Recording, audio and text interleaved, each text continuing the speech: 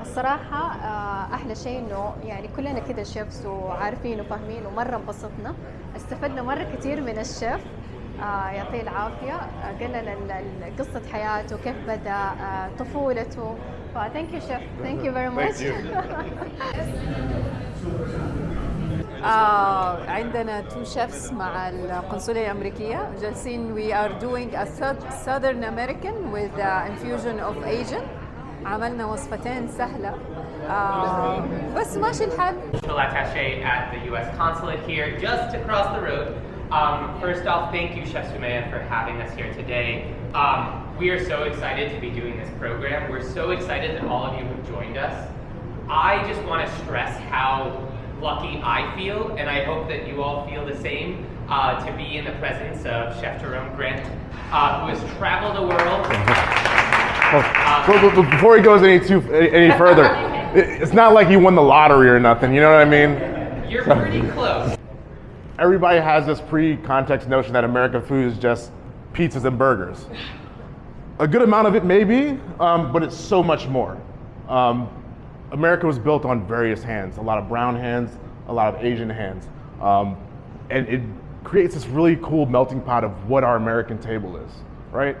Born in the Philippines, my mother's Filipino, my father's Jamaican. We came over when I was about 3 years old. So this is where my American story is going, right? So throughout my life, I've been privileged to travel in the military.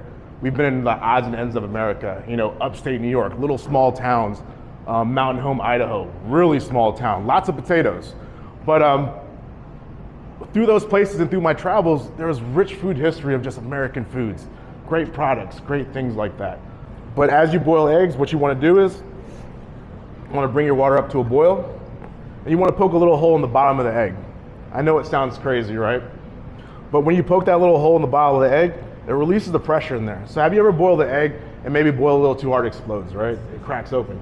What you want to do is you want to release some of that pressure, and at the same time, as it cooks, some of that water seeps in, and it helps separate that shell for you. And then what we'll do is we'll go ahead and drop them in boiling water. The key time for eggs are exactly 13 minutes. 13 minutes to cook, and you cool them right down in ice.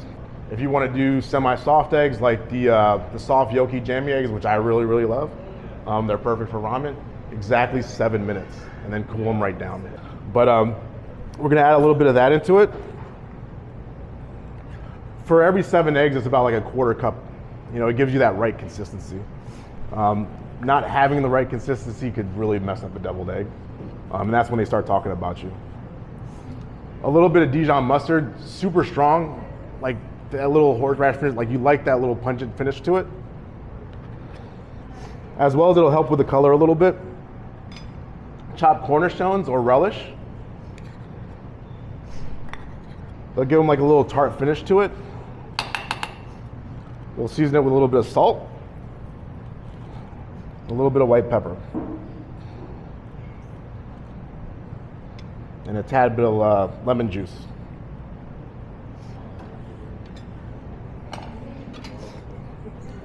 And then we'll just whisk it all together. So it's not very soft. It's just it's like paste. Yep, it's just like paste. Yep, soft mashed potatoes. Sorry. And we'll garnish it with a little bit of scallions or chives. Jeez.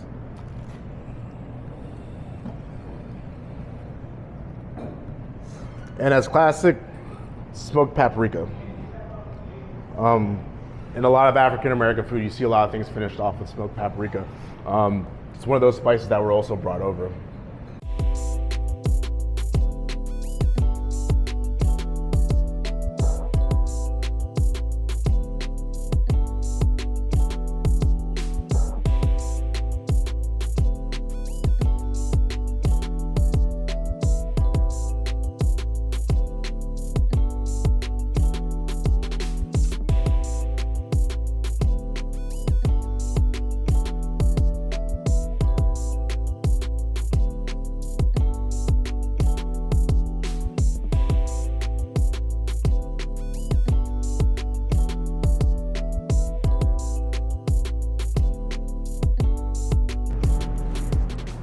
So we'll start off a little bit of onions. And we'll start sweating them. Just gonna pull it from the fire a little bit. And we're gonna coat it with the oil in there. A lot of times, especially in my kitchen, I'll take a lot of garlic, we'll confit garlic, and we'll actually use that confit garlic as the base of everything that we have. I find it to be very, very easy to use, just for the simple fact that, you know, if you don't properly cook garlic, it'll turn out spicy if it's still raw and it still has a bite to it. It won't be as mellow, you won't get, you know, too great of a flavor out of it. And it totally changes the dynamic of it. It becomes a little bit more sweeter. Toasting it, we're gonna see things start to brown a little bit. Don't sweat it. You just don't want it to burn. A little bit of brown's fine, because as we deglaze with our white wine and we add our stock, those little nibs and bits, that's the flavor. That's what's gonna help transform and help really bring your dish up.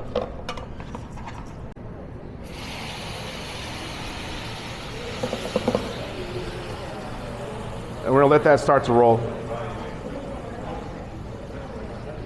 We'll bring it down till it gets dry, and then we'll start adding our vegetable stock to it. Something as simple as things like, you know, stock adding to rice dishes, you know, it helps enhance it. It helps give it a lot more flavor. If you could see, our water is starting to get a little bit cloudy. We're starting to pull those starches out. So we'll add a little bit of stock in there, and we'll continue to cook it. With this type of rice, you don't want to add too much liquid to it, because you're going to really mess up those starches, and you'll have to sit there and wait for it to reduce down. Essentially, you want it to kind of cook with that starchy water. You know, it's one of those types of things like when you're making pasta and stuff like that, you don't throw away that pasta water. You add a little bit of that pasta water to that last toss of your pasta, that's gonna help bring it together. You know, because of those essential starches and those essential sugars that come from wheat. Same thing with rice, we want that rice starch. Rice starch, super flavorful, a great thickening agent. So the starch is out and it's starting to make that water cloudy because we're continuing to cook those starches. I'm just a very spoon-habited type of person. I always carry one in my pocket. It's weird. Yeah. See, it's a chef thing. It's purposely done.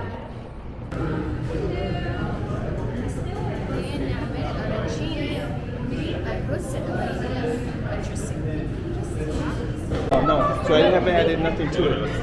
And I go like this, right in the middle, right? And then look. 2 pieces? Yeah, you can put 2, 1 piece. It depends how big the cheese is. So you see, I'm packing it one side. This might be my hands are sticky already, so it might not work. Yeah, so it will.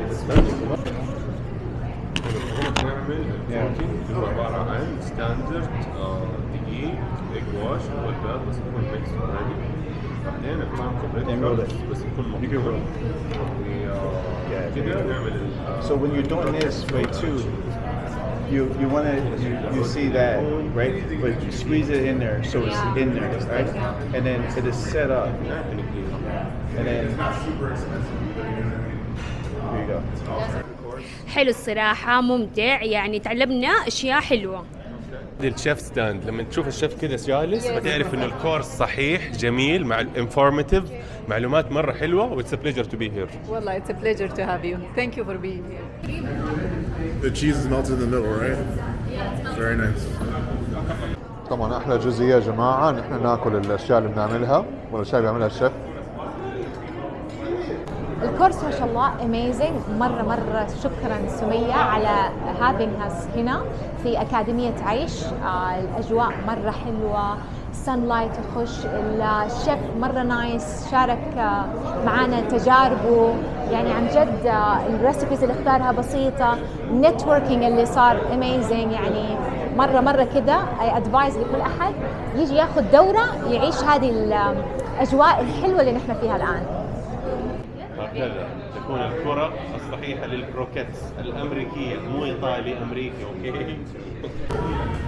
الشيف صراحة يعني أعطانا حاجة بسيطة بس فيها فيلينجز مرة كثير، فالإحساس اللي أعطانا هو من الطبقين اللي علمنا هي مرة جميلة. تبين شخصيته بطريقة مرة حلوة، مرة حلوة، مرة عجبني صراحة. الكورس خفيف ظريف وإن شاء الله دائما حكون في عيش. معاكم شيف عمار البركاتي من جديد. الحلو انه اليوم بناخذ كورس عن الاكل الامريكي بطريقه تكون كده مبسطه وجميله. عملنا الديفلد ايج والكروكتس اللي هي عباره عن زي الارنشيني، بيكون رز مطبوخ وفي حشوه اللي هي السموك تشيدر تشيز. فرجعوني لامريكا بحكم انه انا اخذت شهادتي من US خصيصا من جونسون اند ويلز بروفيدنس رود ايلاند. فايتس جود تو بي هير واتس ا فروتفul course. Thank you.